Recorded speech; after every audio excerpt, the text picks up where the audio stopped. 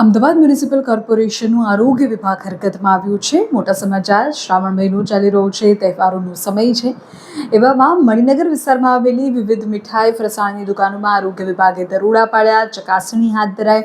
પૂરી જાણકારી જો તમને આપું તો શ્રાવણ માસના પવિત્ર દિવસોમાં મીઠાઈ અને ઉપવાસની વાનગીઓનું વેચાણ વધતું હોય છે. આ દરમિયાન લોકોના આરોગ્ય સાથે છેડા ન થાય તે માટે એએમસીના આરોગ્ય વિભાગે મણિનગર વિસ્તારની નામાંકિત મીઠાઈની દુકાનોમાં સરપ્રાઇઝ ચેકિંગ કર્યું.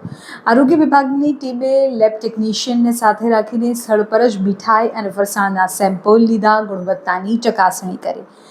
એટલું જ નહીં, રેપિડ કિટથી સ્થળ પર જ દૂધનું દૂધ અને પાણીનું પાણી કરવામાં આવ્યું. અત્યાર સુધી એવું બનતું હતું કે તહેવારોમાં લોકો મિલાવટી જે મીઠાઈઓ હોય, બિન આરોગ્યપ્રદ વસ્તુઓ એ આરોગી લે, એ પછી લેબોરેટરીમાંથી નમૂનાનો રિપોર્ટ આવે અને ખબર પડે કે આ મીઠાઈ તો ખાવા લાયક હતી જ નહીં. પણ આ વખતે મહાનગરપાલિકાએ આ પરંપરાને બદલી દીધી છે.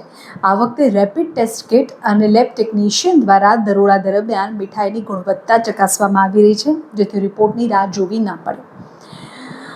રેપિડ કિટની મદદથી મીઠાઈ કે ફરસાણમાં હાનિકારક કેમિકલ અથવા તો ગેરકાયદેસર અખાદ્ય કલરની ભેળસેળ છે કે નહીં એની તરત જ જાણ થઈ જાય છે. જેમ કે મીઠાઈ પર લગાવવામાં આવતી જે વરખ છે એ ચાંદીની છે કે એલ્યુમિનિયમની કે ભેળસેળવાળી, એની પણ પ્રાથમિક માહિતી સ્થળ પર જ મળી જાય છે. આ આધુનિક ટેકનોલોજી અને ત્વરિત કામગીરીના કારણે હાનિકારક અને ભેળસેળયુક્ત મીઠાઈના વેચાણ પર તાત્કાલિક બ્રેક લાગશે. લોકોના સ્વાસ્થ્ય માટે સારું રહેશે.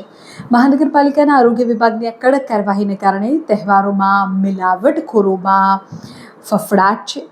શહેરીજનોને શુદ્ધ મીઠાઈ મળવાની ખાતરી પણ એએમસી આ કાર્યવાહી દ્વારા આપી રહ્યું હોય તેવા સમાચાર છે. જોવું એ રહેશે કે એએમસી જે આ કાર્યવાહી કરી રહ્યું છે તેનો વ્યાપ કેટલો વધારે છે, કારણ કે દરેક સામાન્ય લોકોને જે બજારમાંથી તે વસ્તુ ખરીદે છે તે આરોગ્યપ્રદ જ મળે અને તેની સાથે કોઈ પણ 2-4 પૈસા વધુ કમાવાની લાઈમાં, નફો મેળવવાની લાઈમાં મિલાવટ ન કરે, અખાદ્ય ન પીરસે, તેની તકેદારી રાખવાની જવાબદારી પણ એએમસીની છે.